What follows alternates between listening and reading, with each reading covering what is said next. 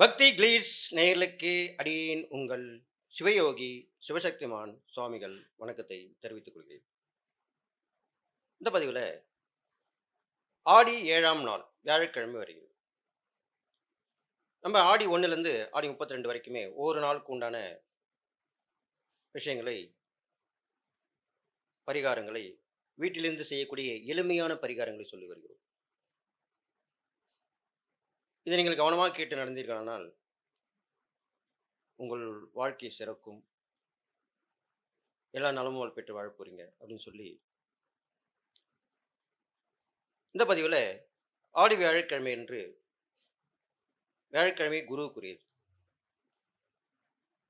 அன்று வீட்டிலே செய்யக்கூடிய குரு வழிபாடு,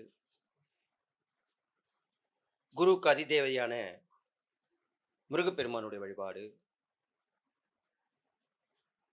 இதிலும் மேலாக லக்ஷ்மி நாராயண பெருமாள், லக்ஷ்மி நாராயணர் பற்றியும் அவர் எப்படி வழிபடுவது, அதை பற்றி தான் இந்த பதிவில் சொல்ல போகிறோம்.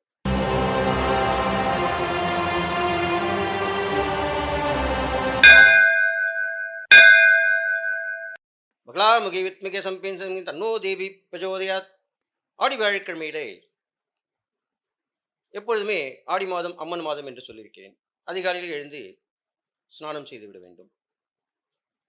இல்லத்திலே தூய்மைப்படுத்தி சுத்தமாக பூஜை அறையில் வெகு சிறப்பாக அலங்கரிக்க வேண்டும். முடிந்தால் அலங்கரிக்க வேண்டும், அல்லது சுத்தமாக இருந்தாலே போதுமானது.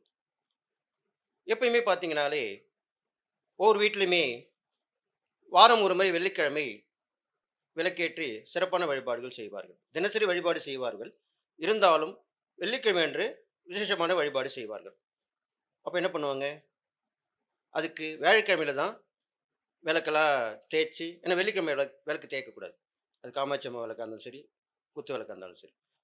அப்போது வியாழக்கிழமையிலே விளக்கு, குத்து விளக்கு எல்லாம் தேய்த்து, பூஜை சாமான்களை தேய்த்து வைத்து விட்டு வெள்ளிக்கிழமையிலே அதை உபயோகப்படுத்துவார்கள். இது வழக்கமான முறை. இப்போ நம்ம சொல்றது என்னன்னு கேட்டிங்கன்னா, அப்போ நீங்கள் அந்த வியாழக்கிழமை சுத்தப்படுத்தி விடுவீர்கள். அவர் சுத்தம் செய்துவிட்டு வியாழக்கிழமை குருவுக்குரியது. அப்போ முதல்ல நீங்கள் குருவாக யாரை கண்டிப்பாக யார் இருந்தும் ஒரு குரு கண்டிப்பாக இருப்பாங்க. குரு என்று சொல்லக்கூடியவர்கள் இந்த உலகத்திலே அவதார புருஷர்களாக அவதரித்து அருள் புரிந்து சென்றவர்கள், ஆசி வழங்கி சென்றவர்கள், மகான்களாக இருந்து சென்றவர்கள், ஞானிகளாக இருந்து சென்றவர்கள், சித்தர்களாக இருந்து சென்றவர்கள். இவர்கள் அனைவருமே குரு வழிபாட்டுக்குரியவர்களே. அவ்வாறு உங்களுக்கு பிடித்த குருவை வணங்கிக் கொள்ளலாம். அவருடைய படம் வீட்டில் இருந்தால் அதை வைத்து வணங்கி வழிபடலாம். நெய் விளக்கு ஏற்ற வேண்டும். எப்பொழுதுமே குருவுக்கு நெய் விளக்கு ஏற்றி வழிபட வேண்டும்.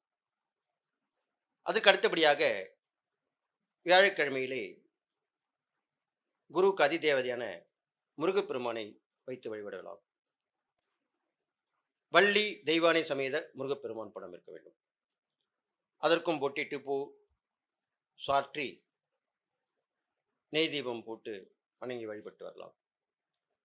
இதற்கெல்லாம் முத்தாய்ப்பாக இந்த ஆடி வியாழக்கிழமை வருவதால்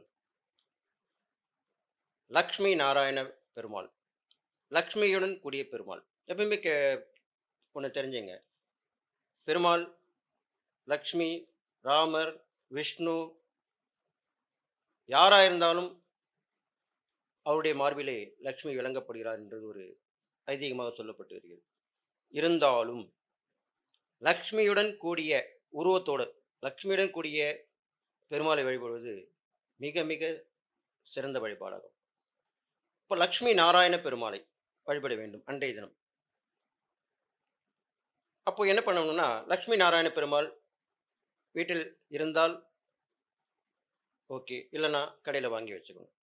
கிடைக்கும், எல்லா இடத்துலையும் இப்போ கிடைக்குது. லக்ஷ்மி நாராயண பெருமாள், பெருமாளும் லக்ஷ்மி சேர்ந்திருப்பாங்க. அந்த படைத்தை வீட்டில் வைத்து, இந்த ஆடி மாதன்ற போது விசேஷமான மாதம் சொல்லப்பட்டிருக்கு. அதனால ஒரு ஏற்கனவே விளக்கு இருந்தால் அதை ஏற்றலாம், அல்லது ஒரு புது விளக்கு வாங்கி கூட அன்றைய தினம் ஏற்றி வழிபடலாம். இந்த லட்சுமி நாராயண பெருமாளுக்கு 5 தீபம் ஏற்ற வேண்டும். அல்லது குத்து விளக்கிலே 5 முகம் இருக்கும் அல்லவா? அப்பேற்பட்ட அந்த 5 முகம் கொண்ட தீபங்களை ஏற்றி வழிபடுவது மிகச் சிறந்த ஒன்று. அவ்வாறு செய்து வந்தீர்களானால், உங்களுக்கு லட்சுமியுடைய அருளும் எம்பெருமானுடைய அருளும் கிடைத்து, லட்சுமி பணத்தை தருவார்கள், செல்வத்தை கொடுப்பவர்கள். அதை பாதுகாத்து உங்களுக்கு உரிய வழியில் உங்களுடைய வாழ்க்கையை மேம்படுத்தக்கூடியவர் எல்லாம் வல்ல அந்த எம்பெருமாள். அப்பொழுது இந்த இருவரையும் சேர்த்து வணங்கி 5 தீபங்கள் 5 நெய் தீபங்கள் போட்டு வணங்கி வழிபடலாம். அகல் விளக்கு ஏற்றி. அல்லது குத்து விளக்கிலே 5 முகம் இருக்கும். அதிலே நெய்யூற்றி அந்த 5 தீபங்களை போற்றி வணங்கி வழிபட்டு வரலாம். இதற்கும் மேலாக அந்த தீபத்திலே பச்சை கற்பூரத்தை இட்டு இன்னும் ஏற்றி வழிபட்டு வந்தால் சிறப்பு. தாமரை தண்டு திரியிலும் ஏற்றி வழிபட்டு வரலாம். அல்லது பஞ்சு திரியிலும் ஏற்றி வழிபட்டு வரலாம். இதெல்லாம் விசேஷமான பலனை கொடுக்கக்கூடியது. இதை நீங்கள் காலையிலும் மாலையிலும் 2 வேளையும் செய்ய வேண்டும். ஏனென்று சொன்னால், லக்ஷ்மி, நாராயணன், பெருமாள் இருவரையும் சேர்ந்து வணங்க இருக்கிறோம். இருவருடைய அருளும் கிடைக்க வேண்டும். பொதுவாகவே காலையில் அந்த லக்ஷ்மி கடாட்சம் கிடைக்கும். மாலையில் பெருமாளுடைய அனுக்கிரகம் நம்மளுக்கு கிடைக்கும். அப்போது அந்த இரு வேளைகளிலுமே நான் சொன்னவாறு இந்த விளக்குகளை ஏற்றி வழிபட்டு வந்தீர்களானால் மிகவும் சிறந்த பலன் கிடைக்கும். இது மட்டும் இல்லாமல் அருகிலுள்ள பெருமாள் ஆலயங்களுக்கு சென்று லக்ஷ்மி நாராயண பெருமாளையும் அல்லது தாயார் வெங்கடாஜலபதி எப்படி இருக்கக்கூடிய தெய்வ மூர்த்தங்களை வழிபட்டு வர வேண்டும். அன்றைய தினம் துளசி அர்ச்சனை செய்ய வேண்டும். துளசியால் அர்ச்சனை செய்ய வேண்டும். துளசி தீர்த்தத்தை அருந்தலாம். அன்னதானம் கண்டிப்பாக செய்யலாம். அன்று அன்னதானம் செய்யும் பொழுது தானியங்கள் சேர்த்த உணவு இருக்க வேண்டும். பச்சை பயிறு, மூக்கடலை அல்லது இரண்டிலும் ஏதேனும் ஒன்று இவ்வாறு சேர்த்து அந்த அன்னத்திலே சேர்த்து அன்னதானம் செய்து வரலாம். இவ்வாறு செய்து வந்தீர்களானால் அந்த ஆடி வியாழக்கிழமையிலே உங்களுடைய வளர்ச்சி கண்டிப்பாக கிடைத்து எல்லாம் வல்ல அந்த லட்சுமி நாராயண பெருமாள் அருள் கிடைத்து நீங்கள் மிகவும் பிரசித்தி பெற்று விளங்குவீர்கள். பெருமை கொள்ளத்தக்க வகையிலே உங்கள் வாழ்க்கை அமையும். எல்லோரும் பாராட்டத்தக்க வகையிலே உங்கள் வாழ்க்கை அமையப் போகிறது என்று சொல்லி எல்லா நலமும் பெற்று வாழ்வீர்கள் என்று வாழ்த்தி விடைபெறுகிறேன். நன்றி, வணக்கம்.